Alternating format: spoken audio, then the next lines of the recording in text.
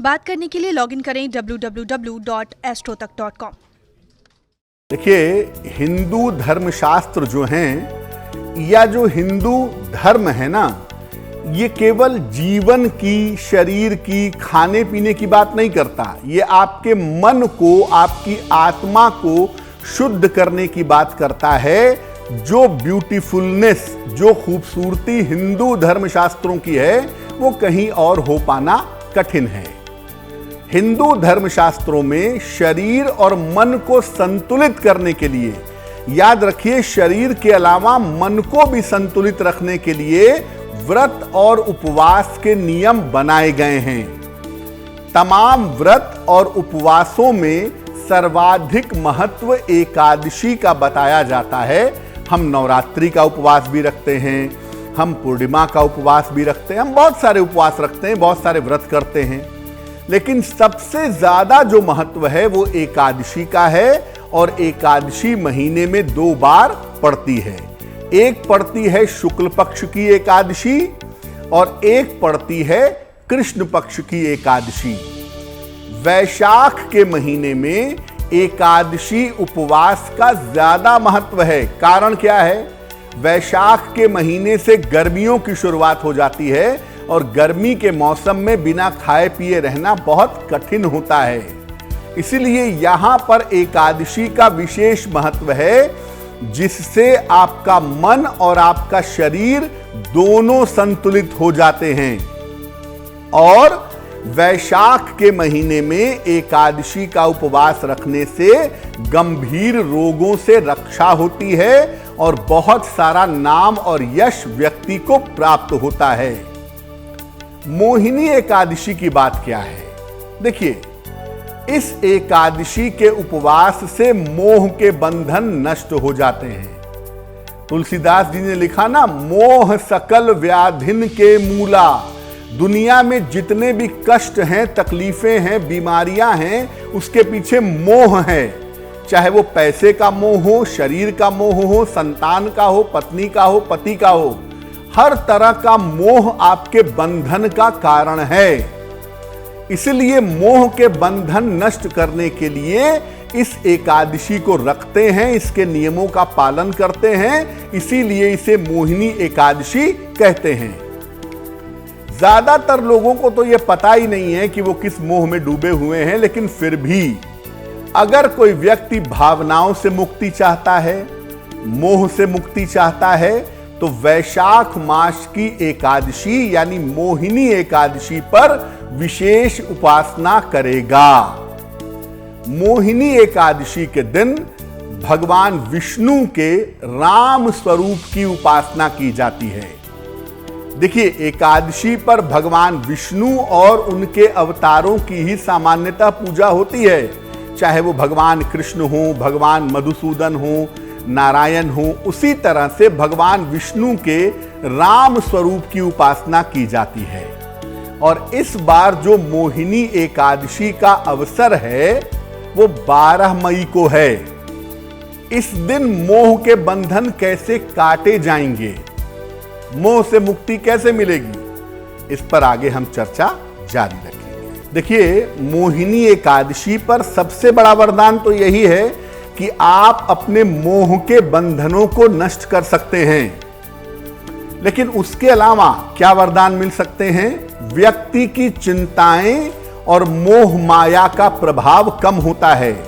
दुनिया में जितनी भी हम साधना करते हैं, उपासना करते हैं, ईश्वर की तरफ चलने का प्रयास करते हैं ना, तो उसमें उसका उद्देश्य यही होता है कि मोह कम हो। हमारा मोह कम ही नहीं होता। शरीर से मोह है, पद से मोह है, प्रतिष्ठा से मोह है, और ये मोह जो है वो माया का सृजन करता है।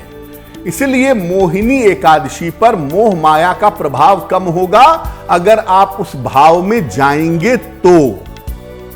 ईश्वर की कृपा का अनुभव होता है। देखिए, दुनिया में ऐसा कोई भी व्यक्ति नहीं है जो ये कह दे कि मैंने ईश्वर से प्रार्थना की और मेरी प्रार्थना कभी पूरी नहीं हुई। जरूर कभी ना कभी पूरी हुई होगी, लेकिन वो अनुभव हमेशा होने लगे, ये बात ज्यादा अहम है। और सबसे बड़ी बात, जब आप एकादशी का उपवास रखते हैं तो आपका पाप प्रभाव कम होता है। मन में पाप प्रभाव आना, नकारात्मक प्रभाव आना एक बड़ी सामान्य सी बात है, किसी के मन में भी आ सकता है। लेकिन हम लगातार मन को शुद्ध करने का प्रयास करते हैं तो पाप प्रभाव कम होता है, मन शुद्ध होता है और इसके अलावा व्यक्ति हर तरह की दुर्घटनाओं से सुरक्षित बना रहता है। शास्त्र कहता है कि अगर आप मोहिनी एकादशी के उपवास का पालन करते हैं तो गौदान के पुण्य का फल मिलता है। गौदान मतलब गाय का दान करना। गो और गौ में फर्क है। गो मतलब होता है जबान, वाणी, और गौ मतलब होता है गाय। तो यहां पे गौदान है, यानी गाय के दान के पुण्य का फल मिलता है जब आप मोहिनी एकादशी का व्रत रखते हैं, इसका पालन करते हैं और इसके मर्म को समझते हैं। मोहिनी एकादशी पर पूजा उपासना कैसे होगी? देखिए, आपको पहले भी बताया कि एकादशी व्रत के जो मुख्य देवता होते हैं या मुख्य भगवान होते हैं, वो होते हैं भगवान विष्णु या उनके अवतार, जिनकी पूजा एकादशी पर की जाती है। तो मोहिनी एकादशी के दिन सुबह उठ करके स्नान करने के बाद पहले भगवान सूर्य को अर्घ दीजिए, जल चढ़ाइए। इसके बाद भगवान राम की उपासना आपको करनी है। नीलांबुज श्यामल कोमलांगम सीता समारोपित वाम भागम पाणौ महासा यक चारुचापम नमामि रामम रघुवंशनाथम। भगवान राम की आराधना करनी है। उनको पीले फूल, पंचामृत और तुलसी के पत्ते अर्पित करने हैं। फल भी अर्पित करिए। और देखिए, कुछ नहीं है ना, तो केवल 2 तुलसी के पत्ते अर्पित करेंगे तो भी आपका नैवेद्य, आपका भोग पूरा होगा। इसके बाद भगवान राम का ध्यान करें। ध्यान मंत्र भी आपको बताया, और उनके मंत्रों का जप करें। ओम राम रामाय नमः, ओम रामचंद्राय नमः, या भगवान राम का नाम भी मंत्र है, राम राम राम राम। इस मंत्र का जप करें।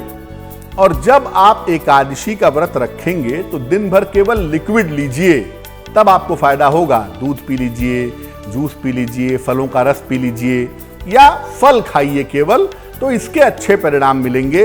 अब ये नहीं कि शाम को शामक का चावल बनवा लिए और सिंघाड़े के आटे की रोटी बनवा ली, आलू की सब्जी बनवा के खा रहे हैं, तो ये सब साइकोलॉजिकल व्रत है, इसका कोई मतलब नहीं है। और अगले दिन सुबह, एकादशी के अगले दिन सवेरे एक समय का भोजन या अन्न किसी निर्धन व्यक्ति को दान करिएगा, तब आपका व्रत समाप्त होगा।